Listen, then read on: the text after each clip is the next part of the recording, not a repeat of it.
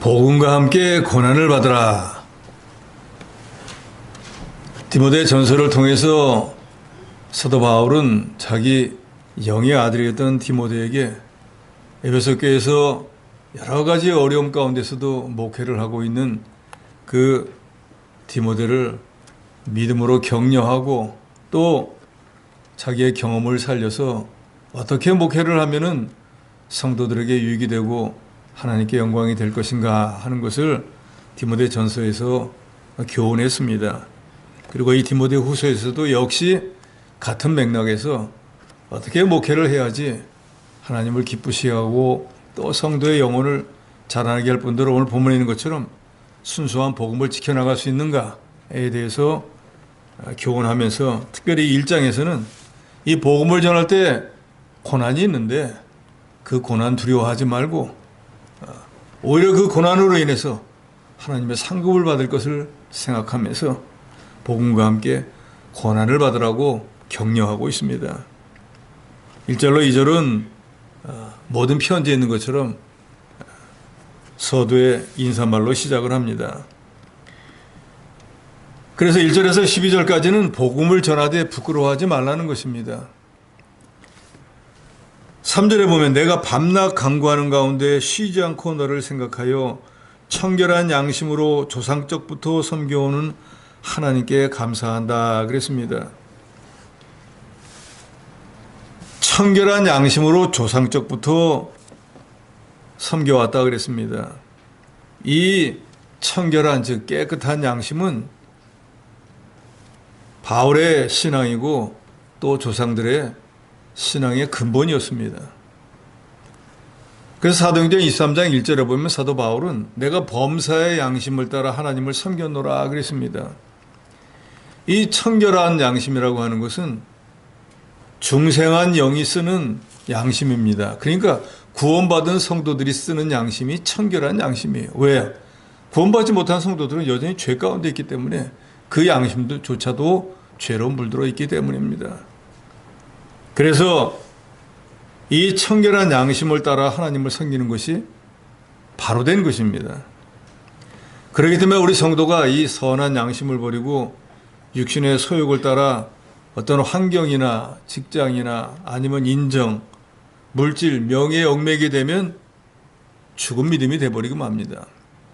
그래서 디모데전서 1장 19절에 보면 양심을 버리면은 믿음은 파선했다 그랬습니다.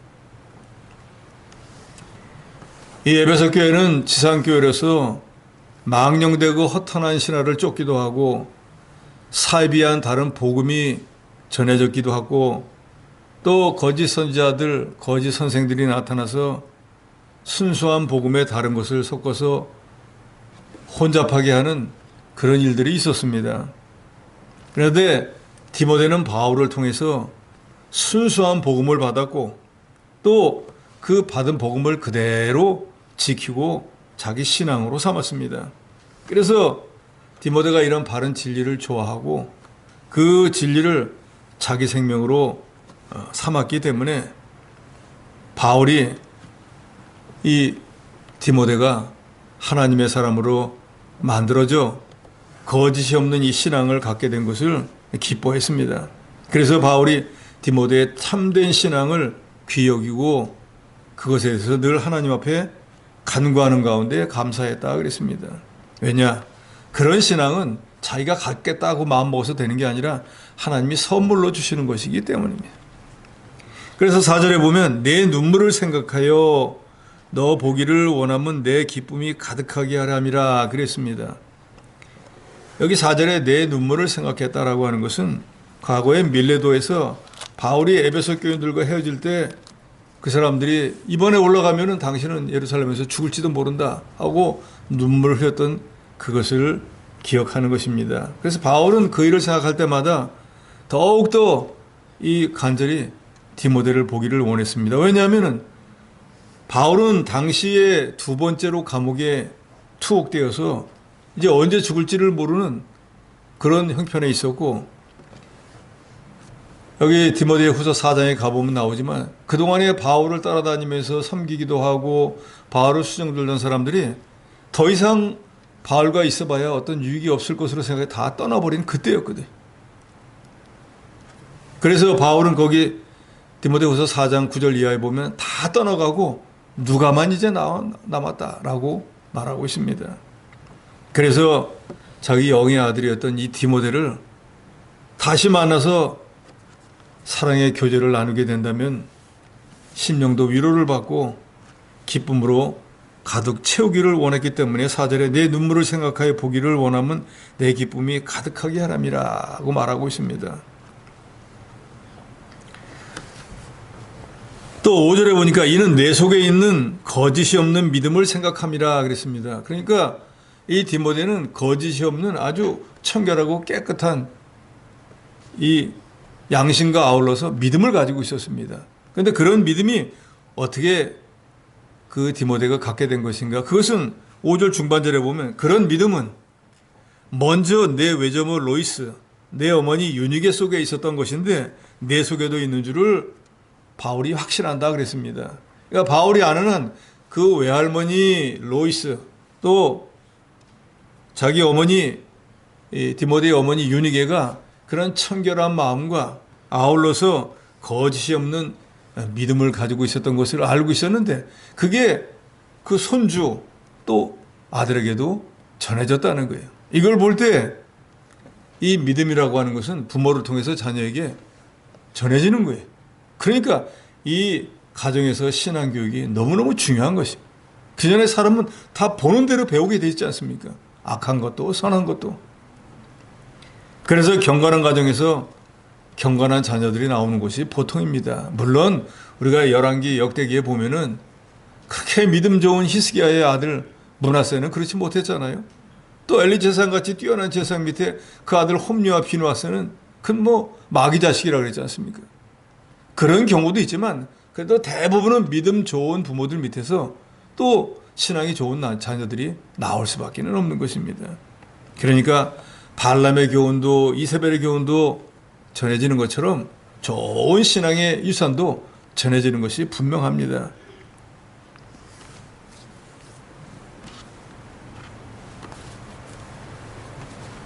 6절에서 11절에 복음을 위해서 사도 바울은 디모데에게 고난을 받으라 그랬습니다. 그러니까 복음을 전한다고 하는 것은 고난이 뒤따른다는 거예요.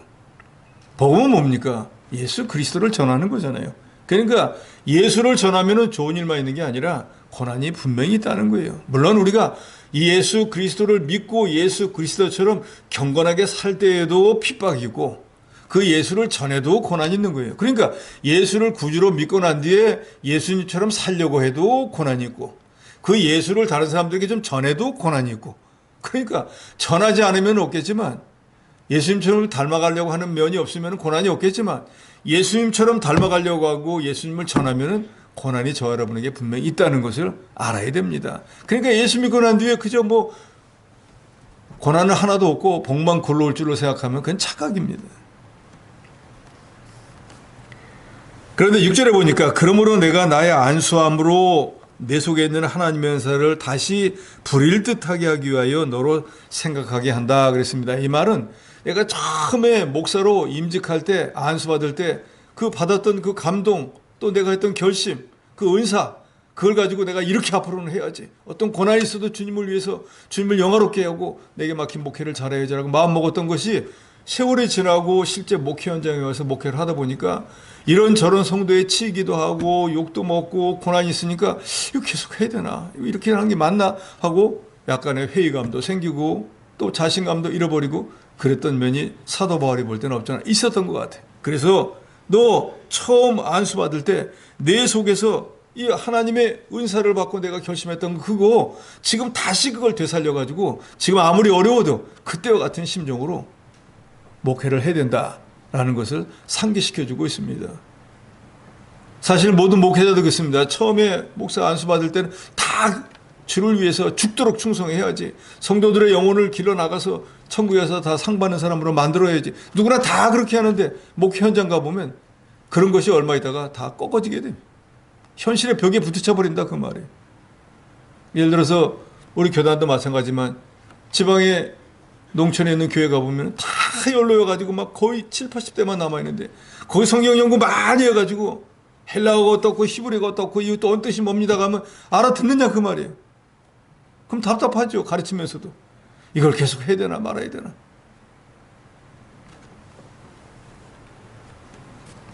아마 이 에베소 교회에 심어 있었던 디모데 경우에는 또 정반대였을 것 같아요. 자기는 나이도 어리고 신앙에 연조도 없는데 성도들은 자기보다 더 나이도 많고 연조도 많고 그러니까 가르치는데도 부담이 가고 가르친다고 해도 잘 받아들이지도 않고 하니까 명색은 목사고 인도자지만 인도를 받는 사람들이 자기 눈에 보면 그렇게 잘 받는 것처럼 안 보이니까 낙심이 될 만하고 이 목회를 계속 해야 되는가 하는 이 어려움이 디모데에게 있었던 것 같아요. 그래서 사도 바울이 내가 처음에 안수받을 때 그때 하나님께서 내게 주셨던 그 은사 그거 다시금 생각하고 그때의 결심과 그때의 각오로 다시 목회를 열심히 해야 된다. 그러면서 복음을 전한다는 거, 즉 예수의 십자가 군병이 되어서 예수를 전파하고 예수를 닮아 나가려면 고난이 있다는 것을 내가 분명히 기억해야 된다는 것을 말하고 있는데 이 시대의 저 여러분도 마찬가지입니다. 예수만 믿었다 하면 뭐 모든 일이 다 잘 될 줄로 착각하는 성도들이 너무나 많잖아요. 예수를 믿음으로 고난을 받게 되는 거예요. 예수님께서도 말씀하셨잖아요. 너희가 그냥 불신자였으면은 그 불신자들이 너희 뒤섞여 살면서 아무 피해를 너희한테 안 주는데 너희는 그리스도의 것이 되었기 때문에 세상이 너희를 미워한다 그랬어요. 그러니까 우리가 세상 사람들한테 칭찬받으려고 생각하면 그건 착각이에요. 우리는 그 사람들과 그레이드, 급이 다르다 그 말이에요. 그렇기 때문에 우리가 다른 급에 있는 사람이 우리를 시기 질투할 수밖에 없는 거예요. 잘하면 잘한다고 뭐라 하고 못하면 못한다고 우리를 핍박합니다. 그러니까 그런 것이 마땅히 우리에게 있을 것이라는 것을 우리가 계산에 넣고 신앙생활을 해야 된다 그 말이에요. 그런데 그런 면이 부족하면은 아유 내가 교회에 이렇게 충성하고 사명 잘 감당하고 하는데 왜 이런 어려운 일이 생겨 이렇게 생각한다 그 말이에요. 충성하면 충성할수록 일을 많이 하면 많이 할수록 더 핍박도 많고 더 시험도 많고 더 어려움도 많은 법입니다. 아예 일을 안 하는 사람은 시험도 없어요. 그러잖아요. 제 신앙생활 평안하게 하면 어떻게 하면 됩니까? 예배 시간 5분 뒤에 왔다가 예배 끝나기 5분 전에 가버리면 시험이고 뭐 아무것도 없어요. 평안합니다. 그런데 그게 과연 신앙생활이겠어요?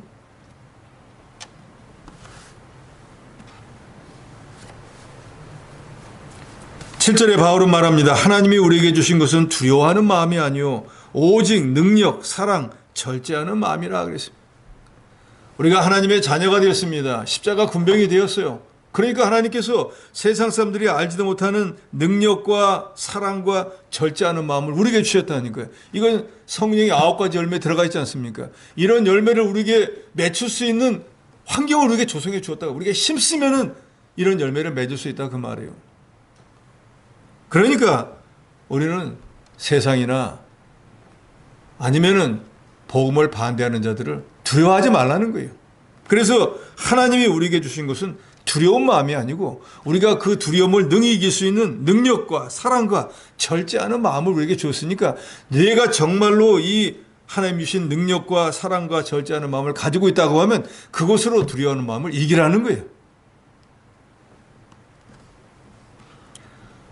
바울은 자기 제자이고 영의 아들인 디모데에게 말로만 이 말을 하는 게 아니라 실제 목회 현장에서 자기가 그와 같이 했습니다.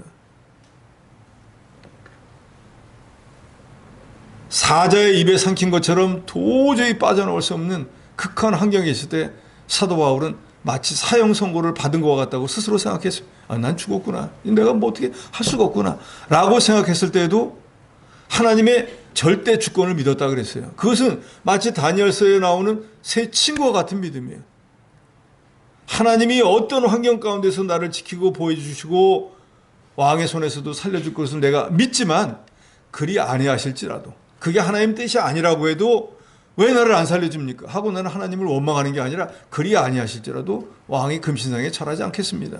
그러니까 하나님이 좋은 걸 주시면 좋은 대로 받고 나쁜 걸 주시면 나쁜 거대로 받는 게 그게 바로 참된 믿음인 거예요. 그러니까 하나님의 절대 주권을 믿는다고 하면 우리는 우리 눈에 보이고 귀에 들리는 어떤 내 이 외적인 환경에 의해서 지배를 받지 않습니다. 왜요? 살고 죽는 문제는 인간에게 제일 중요한 문제지만 그 살고 죽는 문제의 키를 쥐고 있는 분이 누구예요? 권세자나 사람이 아니라 그 말이에요. 하나님의 손에 달려 있는 거예요. 아무리 권세자가 나를 죽이려고 해도 하나님이 허락지 않으면 절대로 안 됩니다. 그래서 예수님은 아주 쉬운 비유를 하잖아요. 참새 한 마리도, 그죠? 하나님의 허락이 없으면 절대로 땅에 떨어지지 않아요. 그런데 너희는 참새보다 얼마나 더 귀한 존재라는 말씀하잖아요. 그러니까 우리가 하나님의 뜻이 아니면 세상 사람들이 우리를 어떻게 한다고 해서 그 사람들의 뜻대로 절대로 안 됩니다. 그러면 그걸 믿는다고 하면 우리를 해하려고 하고 우리 복음을 반대하는 사람들이 아무리 우리 앞에서 인상을 쓰고 우리를 어떻게 한다고 할지라도 두려워해야 될까요? 두려워하지 말아야 될까요? 하나님의 주권을 정말로 믿는다고 하면 그건 아무것도 아니에요. 저 사람은 왜 저러는 거야? 자기가 아무리 저런다고 뭐가 되겠어? 하고 오히려 그 두려운 마음보다는 불쌍한 마음이 들 것이고 사랑하는 마음이 생길 것이고 저 사람이 저런다고 해서 나도 같이 화낼 게 아니라 절제할 수 있는 마음이 생길 거라 그 말이에요.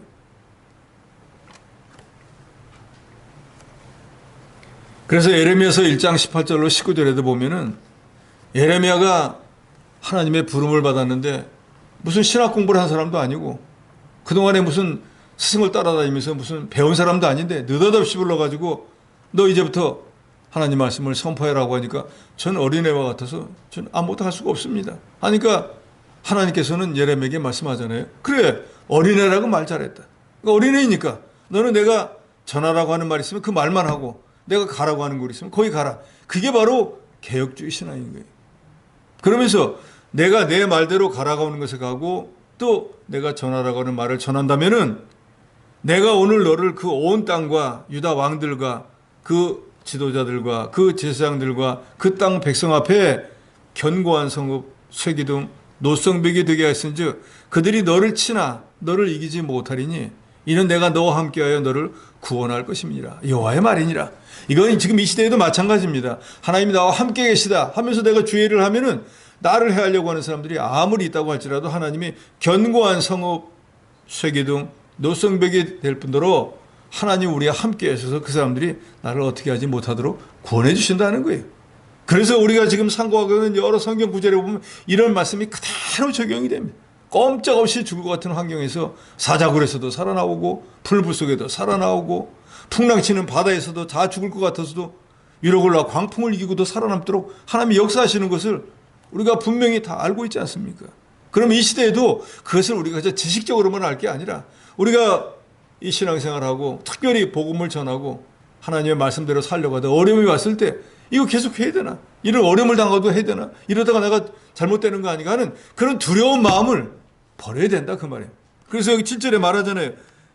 하나님이 우리에게 주신 것은 두려워하는 마음이 아니라 즉 두려워하는 마음을 버리라. 그러니까 예수께서도 요한복음 14장 1절에 그래요. 너희는 두려워하지 말라. 그래서 예수님께서도 말씀하시지만 제일 먼저 누구든지 구약의 하나님도 두려워하지 말라 하는 말을 제일 먼저 하시잖아요. 놀라지 말라. 왜? 사람들은 하나님의 존재보다도 자기 눈과 귀에 들리는 것을 더 중하게 여기거든요. 그게 진짜라고 생각을 하거든요. 너희는 마음에 근심하지 말라. 왜 근심하게 됩니까? 눈을 보니까 안 될 것 같은 거예요. 귀를 들으니까 너무 무서운 거예요. 마음에 근심하거나 두려워하지 말아야 될 것은 이미 이 세상에 있는 모든 것은 우리 주님이 다 이겨놓은 것이라 그랬어요. 그리고 오늘 7절에 있는 것처럼 이미 하나님이 우리에게 그런 두려움을 이길 수 있는 능력과 온 세상을 사랑할 수 있는 아가페의 사랑과 또 우리 마음을 스스로 절제할 수 있는 능력을 우리에게 주셨기 때문에 그러니까 우리는 복음을 전하다가 주를 닮아 나가다가 어려운 일을 만났다고 할지라도 결코 두려워하지 마시기 바랍니다. 8절에 그러므로 너는 내가 우리 주를 증언함과 또는 주를 위하여 갇힌 자 된 나를 부끄러워하지 말고 오직 하나님의 능력을 따라 복음과 함께 고난을 받으라. 그래서 복음과 함께 예수 그리스도와 함께 고난을 받으라. 예수를 전하면서 고난을 받으라. 예수를 닮아 나가면서 고난을 받으라 그 말이에요. 주를 위하여 사명을 감당하고 말씀을 순종한다는 것은 고난이 뒤따릅니다. 육신적으로는 감당하기 어렵습니다. 그렇지만 잘 인내하면서 그 길을 걸어가면 제일 먼저는 영혼이 자라나고 그것이 믿음으로 화하고 그래서 선한 일을 하게 되고 하나님 앞에 갔을 때는 상 받는 상급이 됩니다. 바울은 자기가 로마서 1장 16절에 말한 것처럼 복음을 부끄러워하지 않았던 것처럼 디모데에게도 여기 디모데 후서를 통해서 복음을 전하다 복음의 일꾼으로서 예수 그리스도를 닮아 나가다가 고난당해도 두려워하지 마라. 부끄러워하지도 말아라. 로마서 8장 17절에 보면 자녀이면 또한 상속자 곧 하나님의 상속자요 그리스도와 함께한 상속자니 우리가 그와 함께 영광을 받기 위하여 고난도 함께 받아야 할 것이니라 그랬어요. 우리가 그리스도께 접붙임 바 되어서 이제 양자가 되었잖아요. 그러면 양자라고 할지라도 그 아버지의 유산을 물려받을 권리가 있잖아요. 그런데 그 유산 받는 것만 생각할 게 아니라 그 유산을 받으려면은 고난도 받아야 된다고 분명히 말씀하고 있습니다. 그러니까 우리가 하나님의 교회에서 주의 일을 할 때 고난이 누구나 다 있는 거예요. 그러니까 그거 조금만 어려움이 있다고 해가지고 아이고 못하겠다고 물러서는 두려워하는 어리석은 사람들이 되면 안 됩니다. 9절에 하나님이 우리를 구원하사 거룩하신 소명으로 부르심은 우리의 행위대로 하심이 아니요 오직 자기의 뜻 영원전부터 그리스도의 손에서 우리에게 주신 은혜대로 하심이라. 이 말은 우리를 하나님의 일꾼으로 부른 건 우리가 제가 죄를 좀 하고 싶습니다 해서 불러준 게 아니라 이미 하나님이 영원전부터 이 사람은 구원해주고 이 사람은 하나님의 일꾼으로 삼아야지 하는 하나님의 예정과 섭리가 있어서 되어진 거라는 거예요. 즉 여기 계신 여러분들이 구원받고 하나님의 일을 하게 된 것도 다 하나님의 예정과 섭리 가운데 있는 일이다 그 말입니다. 그러니까 우리가 예수를 구주로 믿고 성도가 된 것도 이 성천교회 교인이 돼서 하나님 일을 하게 된 것도 내가 하고 내 뜻대로 내 소원대로 되어진 것이 아니라 이미 우리가 태어나기 이전부터 하나님이 다 예정해 놓았다가 하나님의 그 무한한 능력의 섭리로 이루어진 일이라는 거예요. 그러니까 이 모든 일이 하나님이 하신 일이니까 우리가 해야 될 건 뭐예요? 고난이 있더라도 하나님의 뜻을 잘 이루어드리는 이 사명을 감당해 나갈 뿐이라는 거예요. 그러니까 디모데에게도 내가 지금 에베소 교회에서 심호하는 것도 내가 너를 여기다 남겨놓아서 에베소 교회에 심호해라 해서 겉으로 볼 때는 스승이 시켜서 하는 것처럼 보이지만 그것조차도 하나님이 다 예정해 놓았던 것이 내게 임한 것뿐이라는 거예요. 즉 내가 스승으로서 너를 에베소 교회에 심호해서 한 것처럼 보여도 그조차도 하나님이 하신 일이다 그 말이에요. 그러니까 우리가 하나님의 교회에서 뭐 봉사를 하든 남을 가르치든 하나님의 교회에서는 모든 일들이 마치 무슨 뭐 예를 들어서 뭐 인도자가 시켜서 뭐 지시를 해서 배치를 해서 한 것처럼 보여도 그조차도 그렇게 그걸 통해서 하나님이 하도록 역사했다고 믿으셔야 된다 그 말이에요. 그러니까 모든 일들이 하나님이 다 하신 거다라고 하면은 내가 하나님의 일꾼이잖아요. 이 일도 하나님이 시키신 거예요. 하다못해 주방에 무슨 일이라도 이거 하나님이 내게 맡긴 거야 라는 마음으로 일해야 되고 사실 그것이 또 맞는다 그 말이에요.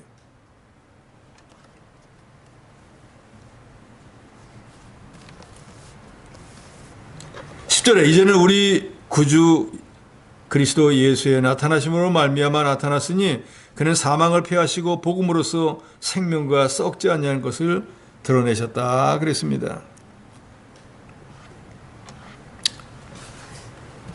예수 그리스도가 구약에서는 그림자로 오실 것으로만 모든 믿는 사람들에게 비춰졌지만 이 신약 시대는 실제로 예수께서 오셔서 사망을 패하시고 복음으로써 생명과 썩지 아니할 것을 우리에게 드러내시고 그 예수를 믿는 모든 사람들이 쇠하지도 않고 썩지도 아니하는 기업을 우리에게 주셨습니다. 그래서 사도 바울은 11절에 말합니다. 내가 이 복음 전하는 일을 위하여 선포자, 사도, 교사로 세우심을 받았다 그랬습니다. 바울은 자기가 이 세 가지 일을 감당하도록 하나님이 자기를 사도로 세웠다 그랬어요. 그래서 거기 보면은 선포자, 사도, 교사라 그랬습니다. 이전에는 반포자라고도 했었는데 이제 또 선포자라고 했는데 선포자는 복음을 전파하는 면을 보고 그와 관련된 일을 하는 사람의 해당되는 말이고, 사도는 보내심을 받았다는 뜻이니까 그리스도의 고난을 증거하고 성경을 기록할 수 있는 권위를 가지고 있고, 교사는 이미 계시된 성경을 가르치는 직명입니다. 그래서 바울은 이 세 가지 자기에게 주신 이 선포자와 사도와 교사의 이 사명을 온전히 잘 감당했습니다. 그래서 우리가 잘 알듯이 신약성경을 13권, 또 히브리서까지 포함하면 14권을 저작하기도 했습니다. 그러면서 이제 12절에 이 복음을 전할 때 여러 가지 어려운 일이 있겠지만 그 복음을 전하다가 당하는 고난이 있더라도 부끄러워하지 말라고 디모데에게 교훈합니다. 12절 같이 씁니다. 12절입니다. 시작. 이로 말미암아 내가 또 이 고난을 받되 부끄러워하지 아니함은 내가 믿는 자를 내가 알고 또한 내가 의탁한 것을 그날까지 그가 능히 지키실 줄을 확신함이라. 여기서 이로 말미암아 하는 말은 앞절에서 말한 대로 바울이 자기가 복음의 전파를 위해서 이 선포자도 되고 사도도 되고 교사로 세우셨기 때문이라는 걸 말합니다. 바울이 옥에 갇혀서 당하는 고난은 복음 전도자로서 받는 고난이었습니다. 그러니까 바울은 옥에 갇혔지만 거기서도 그냥 세월만 보낸 게 아니라 간수에게 복음을 전하자고 같은 죄수들에게도 복음을 전하는 전도자였어요. 그래서 스스로 생각하기를 내가 세상에 있었다고 하면 이 죄인들에게는 복음을 전할 수 없었는데 내가 이 감옥에 갇힘으로 인해서 이 간수와 죄인들에게도 그리스도의 복음을 전하게 되었다고 말했습니다.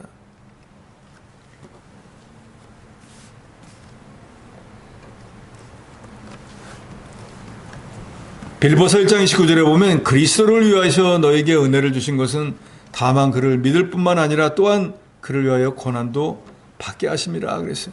그러니까 구원받은 성도에게는 예수를 위한 고난이 분명히 있습니다.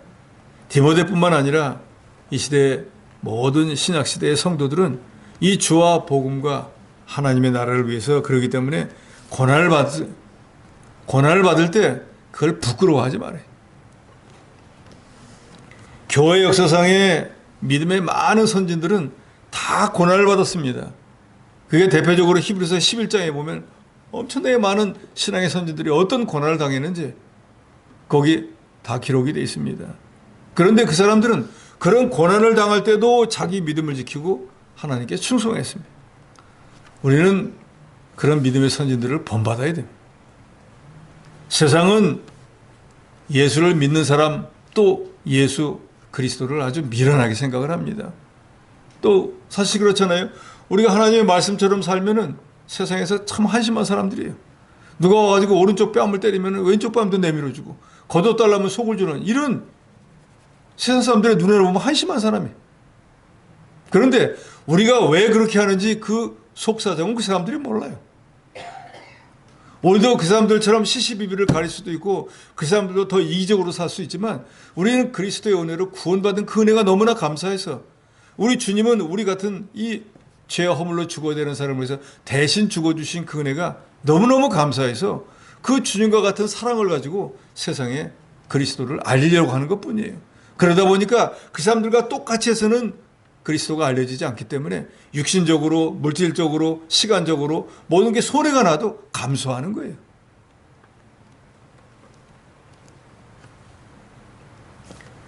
그래서 그 히브리서 11장에 보면은 뛰어난 사람들이 아닌 여자들조차도 그 복음을 전하고 그 복음을 지키는데 부끄러워하지 않았다 그랬습니다.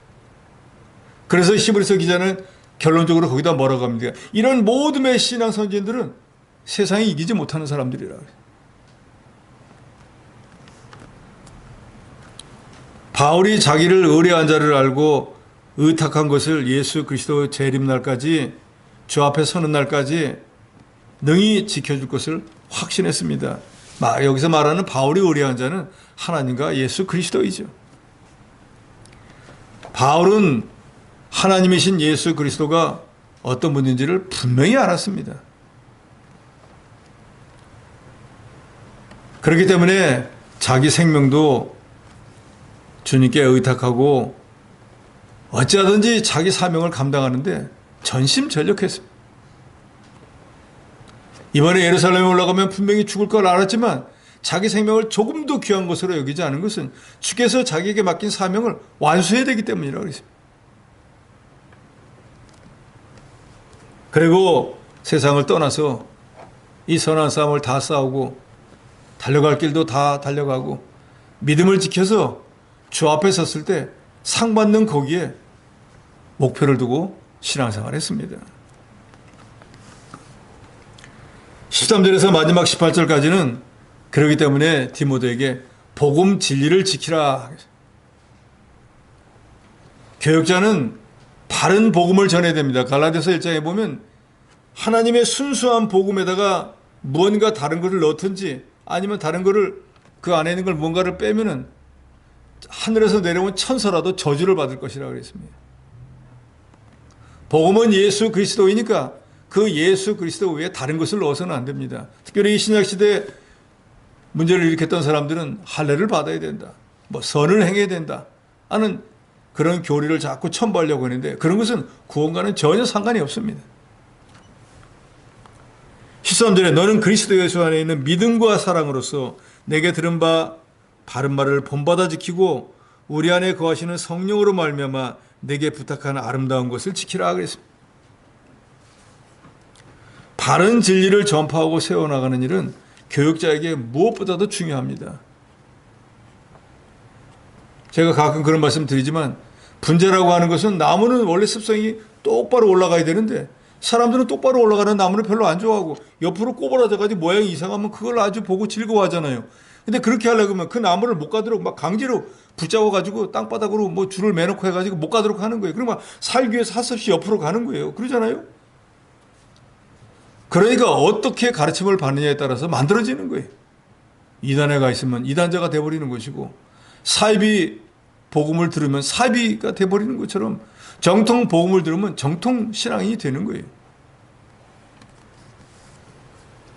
내게 들은 바 바른 말과 내게 부탁한 아름다운 것은 예수 그리스도 순수한 복음 진리를 말합니다. 그러니까 너는 이것 외에 다른 거 전하지 말라 그 말이에요. 사도 바울이 이전에 사도행전에 보면 아덴이라고 하는 그 그리스도에서 가장 문화가 발전한 도시에 갔다가 이 사람들을 보니까 막 시를 읽고 철학을 하고 하니까 자기도 배운 사람이잖아요. 그러니까 이 사람들은 좀 수준을 높게 해가지고 복음을 전하겠다 생각해가지고 그 사람도 수준에 맞게 시도 동원을 하고 철학도 가지고 한참 얘기하니까 그 사람들이 한참 시켰는데 별것도 아니네 하면서 가버렸다 그랬어요. 그 몇 명 전하지 못했어요. 그러고 난 뒤에 깨달았거든요. 이제는 내가 예수님의 십자가와 부활 외에는 전하지 않겠다. 그래서 그 다음부터는 예수님의 십자가와 부활만 전했더니 가는 곳마다 하나님이 그 손에 붙여줘서 많은 영혼들을 구원할 수 있었다 그랬습니다. 바울은 자기가 체험한 그것을 가지고 디모데에도 말합니다. 사람들의 비유를 맞추려고 설교하고 사람들에게 좋게 보이려고 하지 말아라. 그런다고 사람들을 뭐 강제로 핍박하라는 뜻이 아닙니다. 바른 복음을 전하라는 거죠. 그런데 지금 이 시대도 마찬가지. 그 시대도 마찬가지. 여기 사도 바울이 디모데후서 4장에 가면은 이제는 나를 다 떠나고 대만은 세상을 사랑해서 세상으로 가버리고 누구도 가고 누가 뺏기는 남지 않았는데 디모데야 너 빨리 좀 와라 하고 간절하게 말합니다. 그러면 그동안에는 사도 바울을 그렇게 많이 따라다니고 칭송하고 위대한 사도라고 했는데 왜 다 가버렸을까요? 여러 가지 이유가 있겠지만 그래도 끝까지 남아서 충성한 누가나 아니면 브리스길라 아골라 같은 사람들은 그 사람들처럼 생각 안 했을까요? 다 생각이 있는 사람들이에요.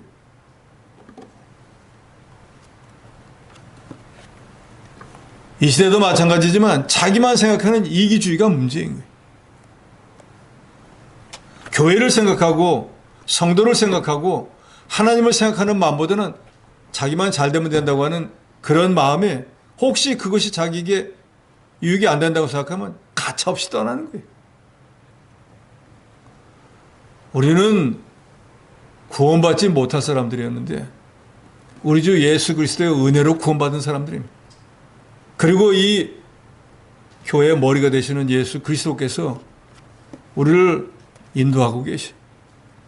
그래서 우리는 그 은혜가 감사해서 교회에서 이런저런 모양으로 내가 가진 달란트나 내가 가진 재능, 은사를 가지고 봉사하는 거예요. 그런데 그 은사조차도 내가 스스로 만든 게 아니라 주님이 주신 거지 않습니까? 그러니까 우리가 주를 위해서, 복음을 위해서, 하나님의 교회 성도를 위해서 뭐 봉사할 때 무슨 칭찬이나 대가를 받는 건 이미 우리가 구원받은 그것이 대가예요. 그러니까 새로이 무슨 칭찬을 듣고 사는 사람에게 잘했다 소리, 그런 걸 듣기 위해서 한다고 하면 그건 아주 낮은 단계의 신앙인 거예요. 그리고 오늘 본문에도 나오지만 복음을 전하기 위해서, 복음인 예수 그리스도를 닮아나기 위해서는 핍박도 있고 고난도 있고, 그래서 그런 것을 부끄러워하지 말라 그랬어요.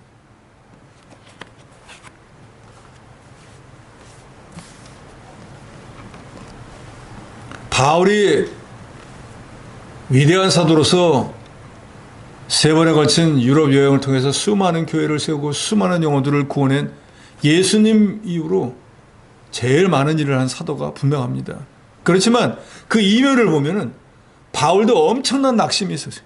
왜요? 자기를 그렇게 따르던 사람들이 다 가버렸거든요.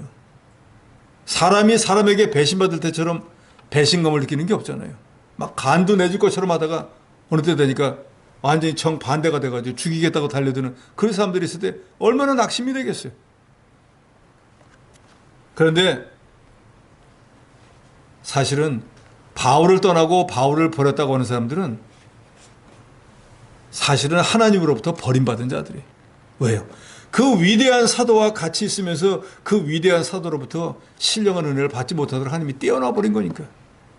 그러니까 여러분들도 잘 생각하시기 바랍니다. 이 교회 아니면 내가 갈 데가 없나? 라고 하는 사람들 하나님이 이 교회에서 떼어놓는 거예요.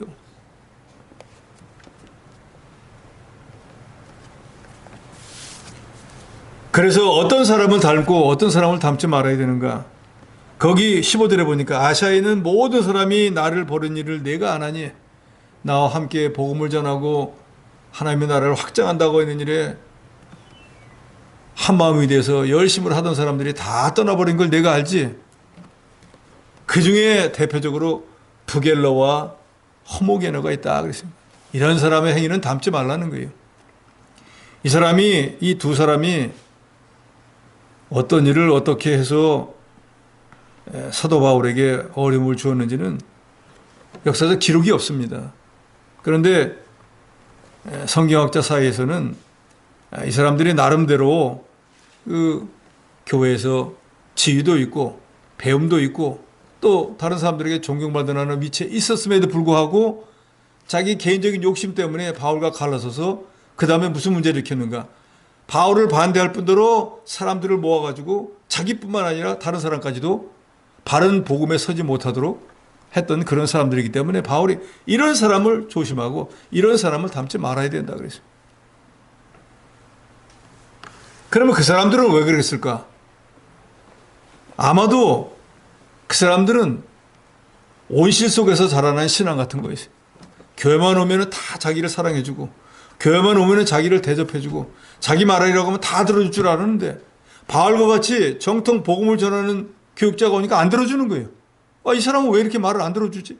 하면서 늘 다른 사람들이 자기를 오냐오냐 했는데 그러지 않으니까 시험이 드는 거예요.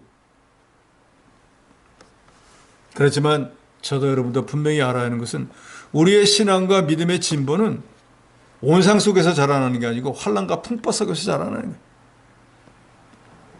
그러니까 그걸 못 이기니까 교회를 떠나면서 다른 성도들까지 미혹해서 바른 진리에 서지 못하도록 한 이런 부겔러와 허목에 같은 사람, 이런 사람을 조심해야 되고 본받지 말아야 된다고 말하고 있습니다. 그러면서 16절에 원하건대 주께서 오네시보로의 집에 긍휼을 베푸시옵소서. 그가 자주 격려해주고 내가 사슬에 매인 것을 부끄러워하지 않냐고 로마에 있을 때 나를 부지런히 찾아와 만났습니다. 그러니까 이 오네시보로 같은 사람들을 존중해주고 이런 사람들을 본받는 자가 돼야 된다는 거예요. 이 시대 여러분들도 오네시보로 같은 사람이 돼. 교육자가 좀 힘들어하면 좀 위로도 해주고 말로라도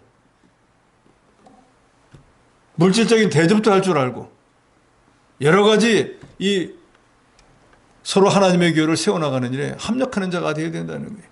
특별히 이 오네시모로를 사도 바울이 말한 것은 바울이 감옥에 있는데도 불구하고 자주 찾아와서 격려해주고 또 말이라도 오랫동안 같이 이렇게 하면서 위로해주기도 하고, 그런데 그것을 인사치레로 한 번 온 것이 아니라 10절에 보면 부지런히 찾아왔다 그랬어요.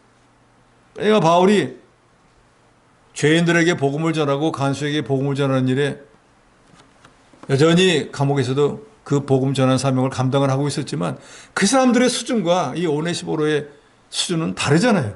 그러니까 믿는 사람들끼리 서로 이렇게 이야기를 하고 교제를 하면 그럴 때 어떨 때는 마음의 위로도 받고 그러잖아요. 격려도 되고.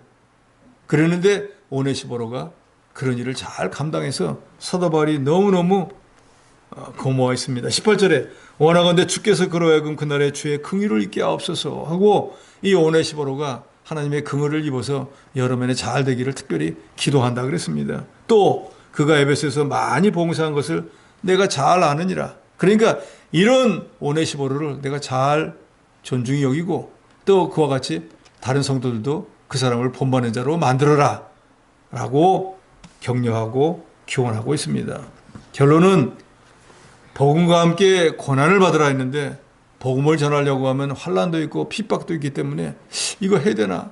어떨 때는 복음을 전하다가 부끄러워서 못하는 경우도 있는데 마땅히 우리가 구원받은 자로서 복음을 전해야 될 사명도 있고 또 복음을 전하면 고난이 마땅히 있을 줄 알고 부끄러워하지 말고 오히려 담대한 마음을 가지고 우리가 끝까지 복음을 전해 나가야 될 뿐더러 여기 마지막 절에 나온 것처럼 이 오네시모로처럼 하나님의 교회 또 교육자 성도들을 서로 돕고 세워주고 격려하고 위로하는 이런 사람들로 만들어 나가고 그런 사람들과 교제하고 오히려 교회를 허는 그런 사람들은 본받지 못하게 하고 교회에서 격리시킬 것을 교훈했는데 오늘 시대에 우리가 어떠한 성도가 되어야 될 것인가? 고난을 두려워하지 말고 우리를 구원하신 우리 주 예수 그리스도의 복음을 전할 수 있는 저 여러분이 되어야 되겠습니다.